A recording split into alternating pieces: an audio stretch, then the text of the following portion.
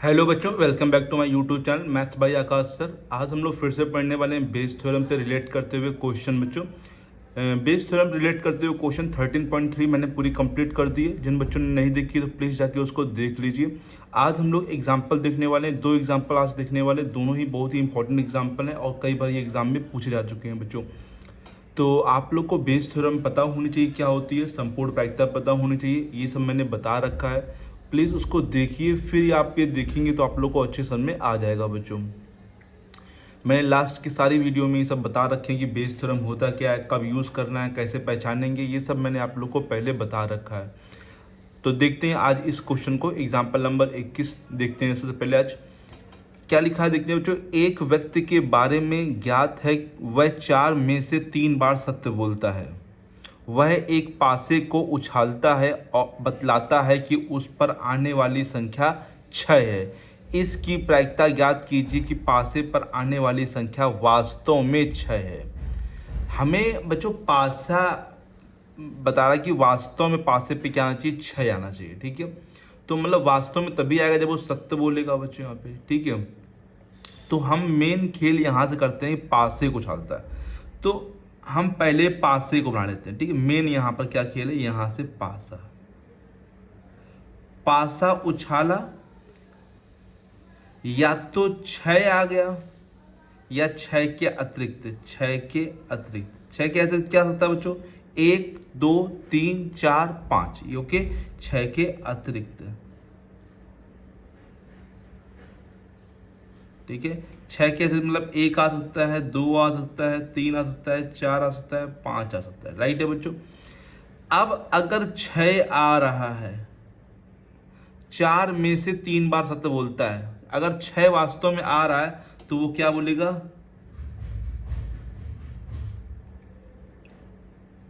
सत्य बोलता है। राइट है।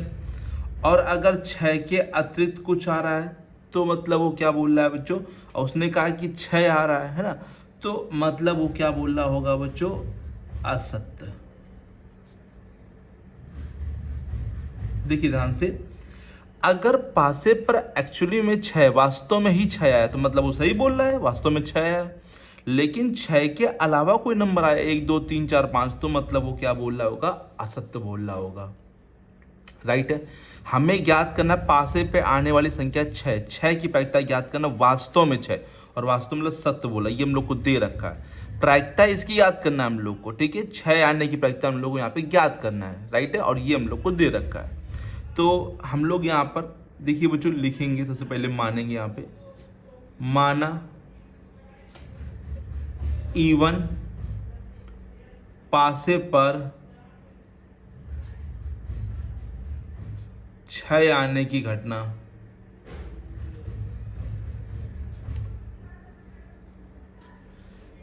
E2 मान लिया पासे पर 6 न आने की घटना, ए मान लिया बच्चों क्या, सत्य बोलने की घटना,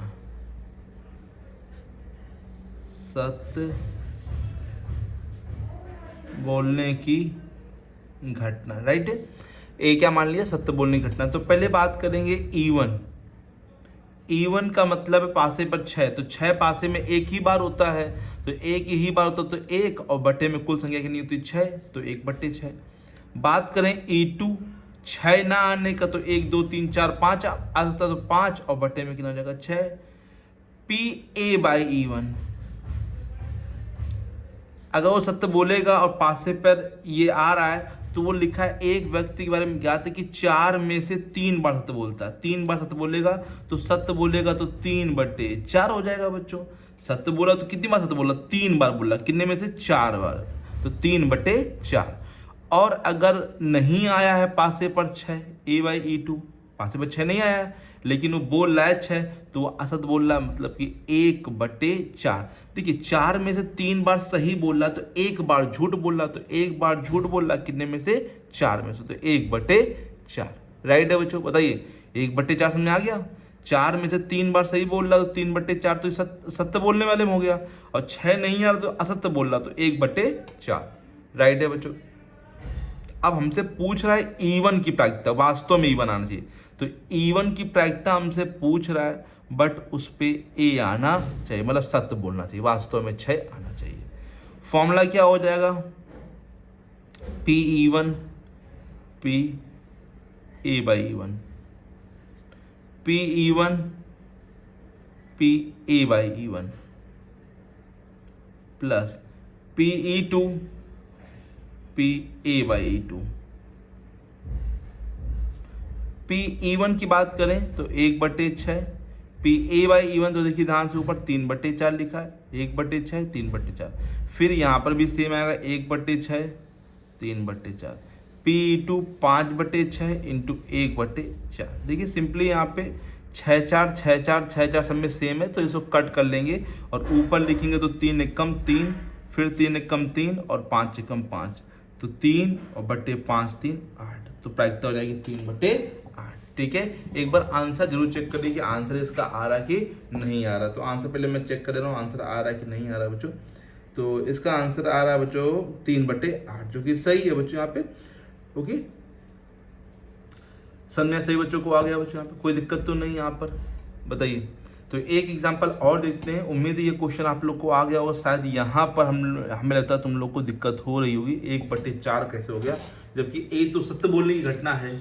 ए क्या लिया है मैंने, सत्य। तो सत्य बोलने की घटना मतलब हमने ये कहा है कि अब ये 1/4 इसलिए हो गया ना, जैसे अब वो 3 बार सत्य बोल रहा तो वास्तव में 6 आया है बच्चों, तो 3 क्या हो जाएगा 4, लेकिन यहाँ पर 6 नहीं आया है ना, 6 नहीं आया, उसने बोल दिया 6 आ गया, 6 आया नहीं, उसने कह दिया कि हाँ 6 आया है, तो 6 आया है तो मतलब इसकी एक ही संभावना हुई ना, 1/4 प्रायिकता 1/4, क्योंकि उसमें मतलब क्योंकि 6 आया नहीं है तो मतलब असत्य बोल रहा होगा, तो 1/4। तो मतलब यहाँ पे उसने बताया है 6, तो 6 आया है तो इसलिए 1/4 हो गया बच्चों। राइट है बच्चों, कोई दिक्कत तो नहीं। अगर दिक्कत है तो प्लीज़ कमेंट बॉक्स में लिख कर आप पूछ सकते हैं, तो उसको दोबारा फिर से बता दिया जाएगा। देखते हैं बच्चों नेक्स्ट एग्जाम्पल नंबर 20 देखते हैं बच्चों। ये भी अच्छा क्वेश्चन है। कहा गया एक डॉक्टर को रोगी को देखने आना है, पहले के अनुभव से ये ज्ञात है कि उसके ट्रेन, बस, स्कूटर या किसी अन्य वाहन से आने की प्रायिकताएं क्रमशः 3/10, 1/5, 1/10 या 2/5 है। यदि वह ट्रेन, बस या स्कूटर से आता है तो उसके देर से आने की प्रायिकताएं क्रमशः 1/4, 1/3 या 1/12 है, परंतु अन्य वाहन से आने पर उसे देर नहीं होती है। यदि वह देर से आया तो उसके ट्रेन से आने की प्रायिकता ज्ञात कीजिए। क्वेश्चन काफ़ी अच्छा है, तगड़ा क्वेश्चन है बच्चों। तो एक डॉक्टर को रोगी को देखने आना है और उसे पहले के अनुभव से ज्ञात है कि वो ट्रेन, बस, स्कूटर या किसी अन्य, देखिए बच्चों 4 वाहन है, तो थोड़ा सा बड़ा ही वाहन बना लीजिए, वाहन हो गए। ठीक है, कितने वाहन है, 4 बच्चों वाहन है, 1 2 3 और ये 4। पहला है ट्रेन, दूसरा है बस, तीसरा है स्कूटर, ठीक है, चौथा है अन्य वाहन। अन्य मतलब कुछ भी हो सकता है यहाँ पे, ठीक है। अन्य वाहन से आने की प्रायिकताएं क्रमशः क्या है बच्चों, 3/10। इस ट्रेन से आने की प्रायिकता 3/10 है, तो उसको नीचे लिख देंगे। ठीक है, यदि वो ट्रेन से या बस से आता है, ट्रेन से आता है, बस से आता है, स्कूटर से आता है या अन्य वाहन से, तो देर किससे बच्चों, देर होने की घटना, देर होने की घटना से मतलब देर रखा कि देर होने की प्रायिकताएं जो रखी हैं 1/4। अगर इससे आएगा तो ट्रेन से तो 1/4, बस से आएगा तो 1/3, यहाँ लिख देना बच्चों देर होने की, स्कूटर से आएगा तो 1/12, परंतु अन्य वाहन से आने पर उसे देर नहीं होती। देर नहीं होती तो मतलब 0 हो जाएगा बच्चों, देर ही नहीं हो रही तो प्रायिकता क्या हो जाएगी, 0 हो जाएगी, वहां पे संभावना क्या हो जाएंगे, 0 हो जाएंगे बच्चों। ट्रेन से आता तो 1/4 देर होने प्रायिकता है, अगर बस से आता तो 1/3, स्कूटर से आता तो 1/12 और अन्य वाहन से आता तो देर नहीं होता, 0 प्रायिकता हो जाएगी। ठीक है, अब अगर वो देर होने की प्रायिकता हमसे पूछ लेगा तो इसका ये मतलब हुआ मेरे बच्चों कि संपूर्ण प्रायिकता लगाते, लेकिन अगर वो ट्रेन से पूछा, बस से पूछा, स्कूटर से पूछा तो हम लोग को क्या लगाना पड़ेगा बच्चों, बेस थ्योरम लगाना पड़ेगा। ट्रेन से पूछा है, उसने पहले ही घटना को पूछा है, तो मतलब यहाँ बेस थ्योरम का यूज करेंगे हम लोग। और बहुत ही इजी क्वेश्चन है, इसमें तो सब कुछ दे रखा पहले से हम लोग को। यहाँ पे माना E1, पहले क्या है बच्चों बताइए, ट्रेन से आने की घटना। E2 बस से आने की घटना, ठीक है। E3 किससे, स्कूटर से आने पर। E4 अन्य वाहन, ठीक है। ए मान लिया देर होने की घटना, है ना, यहाँ लिखा ना देर से आने, तो देर होने की घटना। यहाँ पे प्रायिकता नहीं लिखेंगे, यहाँ पे सिर्फ घटना बताएंगे कि हमने एक घटना मानी है। प्रायिकता को पी से लिखते हैं ना, पी के अंदर लिखेंगे तब वो पी, अभी सब घटनाएं होती हैं। तो पहले हम बात करेंगे PE1 की। PE1 ट्रेन से देखिए यहाँ पे लगातार लिखा, ट्रेन से कितना है 3/10। फिर PE2 बात करेंगे बस, तो 1/5। फिर PE3 कितना है 1/10। फिर PE4, कॉपी थोड़ा ऊपर कर लेते हैं, दिखाई पड़े आप लोग को अच्छे से। PE4 कितना है 2/5। A/E1 समझिए, A/E1 तो साफ साफ दे रखा है कि ट्रेन से आ रहा, तो देर होने पर क्या है 1/4। देखिए लिख रखा मैंने यहाँ पे समय, है ना। अगर वो बस से आ रहा है तो लेट होने की प्रायिकता क्या हो रही है, तो 1/3। अगर वो स्कूटर से आ रहा हो तो उसकी लेट होने की प्रायिकता क्या हो जाएगी 1/12। अगर वो अन्य वाहन से आ रहा तो उसके लेट होने की प्रायिकता क्या हो जाएगी बच्चों, कुछ नहीं, लेट नहीं होता, 0 हो जाएगी, ठीक है। अच्छा, अब हम लोग इसको थोड़ा कॉपी को और ऊपर कर लेते हैं। ट्रेन से आने की प्रायिकता हमें बच्चों क्या करना है, यहाँ पे ज्ञात करना है। ट्रेन से आने की प्रायिकता, कि ट्रेन से वो आया है तो इसकी प्रायिकता हम लोग ज्ञात करनी है, ठीक है। बस यही रखते हैं कॉपी को। पहले तो हम लोग फॉर्मूला लिखेंगे, ट्रेन के लिए क्या है, मतलब E1 की प्रायिकता ज्ञात करनी है, और वो लेट हो गया, देर हो गया है बच्चों उसको, ठीक है। E1 की ज्ञात करनी है, लेकिन वो देर से आया है बच्चों, ये हम लोग को दे रखा है। तो फॉर्मूला क्या होगा बच्चों, सिंपल सा PE1 P A/E1, ठीक है, अपॉन में PE1 P A/E1 plus PE2 P A/E2 plus PE3 P A/E3 plus PE4, क्योंकि 4 घटनाएं ना बच्चों, यहाँ पे जितनी घटनाएं वो सब लिखनी पड़ेंगी आप लोग को यहाँ पे A/E4, ठीक है। अब वैल्यू पुट करिए सिंपल। PE1 की देखिए यहाँ पर, इसकी A/E1 की यहाँ पर है 3/10 गुणे 1/4। फिर यहाँ पे लगाएंगे बटे में, यहाँ पर भी 3/10 गुणे 1/4 प्लस 1/5 गुणे 1/3, ठीक है। देखिए ये गुणे ये, प्लस 1/10 गुणे 1/12 प्लस 2/5 गुणे 0, ठीक है बच्चों। ये 0 हो जाएगा बच्चों, ये तो पूरा 0 हो जाएगा। अब इसको हम लोग सॉल्व करेंगे और आंसर निकाल लेंगे बच्चों, ठीक है। सॉल्विंग के लिए मैं इतना पार्ट यहाँ पर यूज़ कर ले रहा हूँ, खाली रखा है यहाँ पे, ठीक है। तो आप लोग समझ जाइएगा, यहाँ पर इसके बाद कर रहे हैं। ऊपर 3 1 जा 3 हो जाएगा, नीचे 3 एकम 3 और 10 चौको 40 हो जाएगा, ठीक है।